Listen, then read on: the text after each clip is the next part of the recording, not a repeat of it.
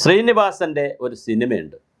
ശങ്കരാടിയും ശ്രീനിവാസനും ഒക്കെ എല്ലാവരും കൂടി പങ്കെടുക്കുന്ന ഒരു സിനിമയാണ്. അതിനകത്ത് സിനിമയ്ക്കകത്തൊരു രാഷ്ട്രീയ ആക്ഷേപഹാസ്യ സിനിമയാണ്. ചോദിക്കും നമ്മളെങ്ങനെയാണ് തോറ്റതെന്ന് ചോദിക്കും. അപ്പോൾ ശങ്കരാടി കുറച്ച് കഥയൊക്കെ പറയും. വൈരുദ്ധ്യാത്മക ഭൗതികവാദവും കൊളോണിയൽ അന്തർധാര എന്നൊക്കെ പറഞ്ഞ് കുറേ കഥകൾ പറയും. അപ്പോൾ സഹാക്കൾ ചോദിക്കും, സഹാവേ ഇതൊക്കെ ശരി തന്നെ, നമുക്ക് എന്താണ് തോറ്റ കാര്യം പറയാൻ പറയും. അപ്പോൾ ശ്രീനിവാസൻ പറയുന്ന പാർട്ടിയിലെ ബുദ്ധിജീവികളെ ചോദ്യം ചെയ്യാനൊന്നും നമ്മളാരും ആയിട്ടില്ല, ബുദ്ധിജീവികൾ പറയുന്നത് പോലെ നമ്മൾ ചെയ്യണം എന്നൊക്കെ പറയും. നമ്മളിതാ CPM തോറ്റു, അടപടലം പൊട്ടി. അപ്പോൾ ബുദ്ധിജീവികളെല്ലാം കൂടി ഇരുന്ന് ഒരു ക്വസ്റ്റ്യനെയർ അങ്ങോട്ട് തയ്യാറാക്കി. എന്തുകൊണ്ട് തോറ്റു? ആ ക്വസ്റ്റ്യനിൽ ഒരു ക്വസ്റ്റ്യനാണ് എന്നെ ആകർഷിച്ചത്. ഒരു ചോദ്യം, ആശാ വർക്കേഴ്സ്, അംഗനവാടിക്കാർ, തൊഴിലുറപ്പുകാർ, കുടുംബശ്രീക്കാർ, ഹരിതകർമ്മസേനക്കാർ, ഇങ്ങനെ 3-4 വിഭാഗം ആളുകളുണ്ട്. പിന്നെ ആയമാർ, അങ്ങനെ സ്ത്രീകൾ എന്ന് പറഞ്ഞാൽ ഇവർക്കെല്ലാം ജോലി കൊടുത്തിരിക്കുന്നത് CPM ആണ്, അല്ലെങ്കിൽ CPMൻ്റെ ഒരു ആളുകൾ അതിനകത്ത് കൂടുതലുണ്ട്. അവരെല്ലാം വോട്ട് ചെയ്തില്ലേ എന്നൊരു ചോദ്യമാണ്. ഒരു ചോദ്യം, അവരാർക്ക് വോട്ട് ചെയ്തു എന്നുള്ളതാണ്. കേരളത്തിൽ ഏറ്റവും കൂടുതൽ ഇപ്പോൾ ആളുകൾ വോട്ട് ചെയ്തത് സ്ത്രീകളാണല്ലോ. അത് പോപ്പുലേഷൻ കൂടുതൽ സ്ത്രീകളാണ്, വോട്ടിംഗ് ശതമാനത്തിൽ സ്ത്രീകളായിരുന്നു. അവർ കണ്ണടച്ചുകൊണ്ട് VD സതീശൻ വോട്ട് ചെയ്തു. അല്ലെങ്കിൽ പിന്നെ ഇത്രയും 102 സീറ്റ് കിട്ടത്തില്ലല്ലോ. എന്തുകൊണ്ട് ഹരിതകർമ്മസേന CPMന് വോട്ട് ചെയ്തില്ല? എന്തുകൊണ്ട് ആശാ വർക്കേഴ്സ് പിന്നെ ഇത് ചെയ്തില്ല, വോട്ട് ചെയ്തില്ല? ആശാ വർക്കേഴ്സ് 250-300 ദിവസം തലയും മുട്ടയടിച്ച് മഴയത്തും വെയിലത്തും വളരെ വലിയ സമരമാണ് സെക്രട്ടേറിയറ്റ് നടത്തിയത്. ആ സമരക്കാരെ വിളിച്ചൊന്ന് കേൾക്കാൻ ഇന്ന് പ്രേംകുമാറൊക്കെ പറഞ്ഞ സിനിമാ നടൻ പ്രേംകുമാറൊക്കെ പറഞ്ഞിരിക്കുന്നത് കണ്ണീർ കടലിൽ ഒഴുകിപ്പോയെന്നാണ്. കഴിഞ്ഞ സർക്കാർ ഒഴുകിപ്പോയത് ആശാ വർക്കേഴ്സിൻ്റെ കണ്ണീർ കടലിലാണെന്നാണ്. ശരിയാണ്, കണ്ണീർ കടലിൽ തന്നെയാണ് ഒഴുകിപ്പോയത്. എങ്ങനെ ഇത് സംഭവിച്ചു? കേരളത്തിലെ ജനങ്ങൾ ഇവർ വിചാരിച്ചത്, CPM വിചാരിച്ചത് ഒരു 50 സീറ്റുകളിൽ 50-55 സീറ്റുകളിൽ ആര് ചത്താലും എന്ത് ചാക്കാല വന്നാലും CPM ജയിക്കുകയുള്ളൂ. പിന്നെ ഒരു 10-20 സീറ്റോടെ പിടിച്ചാൽ ചിലപ്പോൾ ഭരണം കിട്ടിയില്ലെങ്കിലും 70 എന്ന് പറയുമ്പോൾ 65 സീറ്റൊക്കെ പിടിക്കാം. ഭരണത്തിൽ വന്നില്ലെങ്കിലും, വന്നാൽ 70 കൂടുതൽ കിട്ടിയാൽ ഭരണത്തിൽ വരാം. ഇതാണ് CPMൻ്റെ ഒരു കോട്ട. എല്ലാ കോട്ട കൊത്തളങ്ങളുടെയും അടിത്തറകൾ ഇളകിപ്പോയി മാഷേ, മണ്ണൊലിച്ചു പോയി. തളിപ്പറമ്പിലും പയ്യന്നൂരിലും മട്ടന്നൂരിലും പേരാവൂരിലും വാവനപുരത്തും ചെറയും കീഴിലും എല്ലാം ചടയമംഗലത്തും സകല സ്ഥലത്തും മണ്ണൊലിച്ചു പോയി. കാൽക്കീഴിലെ മണ്ണൊലിച്ചു പോയി. അപ്പോഴും നിങ്ങൾ സൈദ്ധാന്തിക വിഷയങ്ങളുമായിട്ടാണ് ഇറങ്ങിയിരിക്കുന്നത്. ക്വസ്റ്റ്യനെയർ 33 ചോദ്യം. എന്ത് ചോദ്യമാണ്? നിങ്ങൾ എന്താ ധരിച്ചത് മനുഷ്യരെക്കുറിച്ച്? അവർ എല്ലാ കാലവും ഇടതുപക്ഷത്തിന് വോട്ട് ചെയ്യുമെന്നാണോ? ഇനി നിങ്ങൾ ഇവരെല്ലാത്തിൻ്റെ ഒരു പ്രത്യേകത എന്താണെന്നറിയാവോ? ഈ കുടുംബശ്രീ, തൊഴിലുറപ്പ്, ആശാ വർക്കേഴ്സ്, അംഗനവാടിക്കാർ, ഇവരെല്ലാം കരാർ തൊഴിലാളികളാണ്. ഒരു പരിധിവരെ പറഞ്ഞ് സ്കീം തൊഴിലാളികളാണ്. അതുകൊണ്ട് തന്നെ ഇവരിൽ ഭൂരിപക്ഷത്തിനും ജോലി കൊടുത്തിരിക്കുന്നത് ഇടതുപക്ഷക്കാരാണ്, ഇടതുപക്ഷ ഗവൺമെൻറ്റാണ്. കൂടുതൽ പേരും ഇടതുപക്ഷ സഹാക്കളുമാണ് അതിനകത്ത് ജോലിക്ക് കയറിയിരിക്കുന്നത്. അതുകൊണ്ട് അവർ നമുക്ക് വോട്ട് ചെയ്യും എന്നാണ് നിങ്ങൾ ധരിച്ചതെങ്കിൽ തെറ്റി. അവർ സഹാക്കളായിരിക്കുമ്പോൾ തന്നെ നിങ്ങൾ അവർക്ക് ജോലി കൊടുത്തെങ്കിൽ അത് ഔദാര്യമല്ല, സർക്കാരിൻ്റെ അവരുടെ ഒരു അവകാശം കൂടിയാണ്. ജോലി, തൊഴിലെന്ന് പറയുന്ന ഒരു അവകാശം കൂടിയാണ് എന്നൊരു ബോധ്യത്തിലേക്ക് അവർ വന്നു.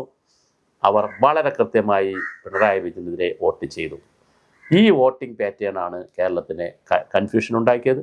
ആശാ വർക്കേഴ്സിൻ്റെ സമരം ആശാ വർക്കേഴ്സിനെ മാത്രമല്ല ബുദ്ധിമുട്ടിലാക്കിയത്, കേരളത്തിലെ പൊതുസമൂഹമാകെ അവരെ കൂടെ കൊണ്ടുവരാൻ അവർക്ക് കഴിഞ്ഞു. ആ സമരത്തിൻ്റെ ഏറ്റവും വലിയ പ്രത്യേകത കേരളത്തിൻ്റെ പൊതുസമൂഹത്തെയും ആക്ടിവിസ്റ്റുകളെയും എല്ലാവരെയും അവർക്ക് ആ സമരത്തിൽ അണിനിരത്താൻ കഴിഞ്ഞു. ഇന്നലെ അവർ വിജയാഹ്ലാദം നടത്തി. അവിടെയും ഒരുപാട് പൊതു മണ്ഡലത്തിലുള്ള ഒരുപാട് പേരുടെ കൊണ്ടുവരാൻ അവരുടെ സമരത്തിന് കഴിഞ്ഞു എന്ന് പറഞ്ഞാൽ ചെറിയ കാര്യമല്ല. അങ്ങനെ അവരുടെ സമരം വലിയ തോതിൽ സ്ത്രീ സമൂഹത്തെ സ്വാധീനിച്ചിട്ടുണ്ട്. അതുപോലെ അംഗനവാടിക്കാരുടെ പ്രശ്നങ്ങൾ, അവരുടെ പ്രശ്നങ്ങളും വലിയ തോതിലാണ് ഈ തെരഞ്ഞെടുപ്പിൽ ബാധിച്ചത്. കുടുംബശ്രീവിന് അത്ര വലിയ പ്രശ്നമില്ല, കാരണം അവർ അത്യാവശ്യം നല്ല ശമ്പളമൊക്കെ വാങ്ങുന്ന ടീമാണ്. പിന്നെ സാധാരണ ആളുകളെ സംബന്ധിച്ചിടത്തോളം അവർ ചിട്ടിപ്പാട്ടവും പരിപാടികളായിട്ട് നടക്കുന്നുണ്ട്. അവർക്ക് തന്നെ വേറെ സർക്കാരിൽ നിന്ന് വേറെ ഒന്നും കിട്ടാനില്ല, ഒരു ആൻറ്റി ഇൻകംബൻസ് ഇല്ല. അതേസമയം ഹരിതകർമ്മസേന എല്ലാവരും വോട്ട് ചെയ്തില്ല. ഇത് വളരെ വലിയ ഒരു പാഠമാണ് ഗവൺമെൻറ്റിന് നൽകുന്നത്, വളരെ വലിയൊരു സംഭവമാണ് ഗവൺമെൻറ്റിനെ സംബന്ധിച്ചിടത്തോളം. പിണറായിക്ക് വലിയൊരു പാഠമാണ് കിട്ടിയിരിക്കുന്നത്. എന്തെല്ലാമാണ് കേൾക്കുന്നത്, അതെന്തായാലും കേരളത്തിലെ ജനങ്ങൾ വളരെ കൃത്യമായി എഴുതിയിട്ടുണ്ട്. അപ്പോഴും നിങ്ങൾ ശങ്കരാടി മോഡലിൽ, ശ്രീനിവാസൻ്റെയും ശങ്കരാടിയുടെയും സിനിമ മോഡലിൽ തന്നെയാണ് വീണ്ടും നിങ്ങൾ വന്നിരിക്കുന്നത്. ഒരു താത്വിക അവലോകനം, ക്വസ്റ്റ്യനെയർ, മലപ്പുറം കത്തി, ഉണ്ടപ്പൊരി, ഇതിൻ്റെ ഒന്നും ആവശ്യമില്ലെന്നേ. സിമ്പിളായി പറഞ്ഞുതരാം നിങ്ങൾ തോറ്റുപോയത് എന്തുകൊണ്ടെന്ന്. ഒരു 5-6 കാര്യങ്ങളേ ഉള്ളൂ. ഒന്ന്, നിങ്ങളുടെ കയ്യിലിരിപ്പ്, അത് മാറ്റുന്നില്ല, ഇപ്പോഴും നിങ്ങൾ മാറ്റുന്നില്ല.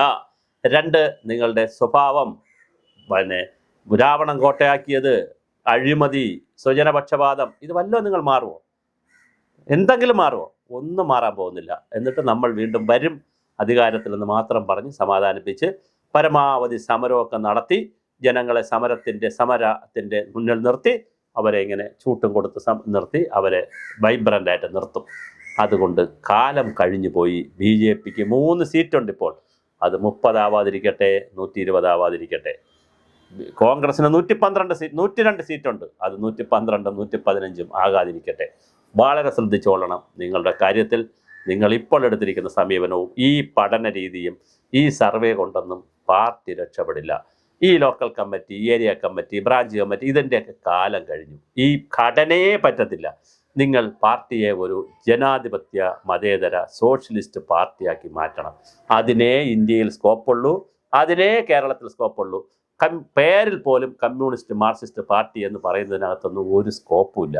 ഇനി കേരളത്തിൽ അങ്ങനെ സ്കോപ്പില്ല, ഇന്ത്യയിൽ ഒട്ടുമില്ല. കാരണം വർഗ ബഹുജന സംവിധാനങ്ങളൊക്കെ കഴിഞ്ഞു, അതിൻ്റെ കാലം കഴിഞ്ഞു. പുതിയ ജനറേഷനെ സംബന്ധിച്ചിടത്തോളം അവർക്ക് എന്ത് ജോലി ചെയ്തും മാന്യമായ ശമ്പളം കിട്ടിയാൽ ഏത് ജോലി ചെയ്യുവാനും അവർക്കൊരു സംഘടന പോലും ആവശ്യമില്ല. അങ്ങനെ അവർ നല്ല ജോലി ചെയ്ത് ജീവിക്കാൻ തയ്യാറാണ്. നിങ്ങൾ നോക്കൂ, സൊമാറ്റോയിലും സ്വിഗ്ഗിയിലുമൊക്കെ പോയി ആളുകൾ ജോലി ചെയ്യുന്നു. ഏത് സംഘടനയാണ് ഇവിടെ ഉള്ളത്?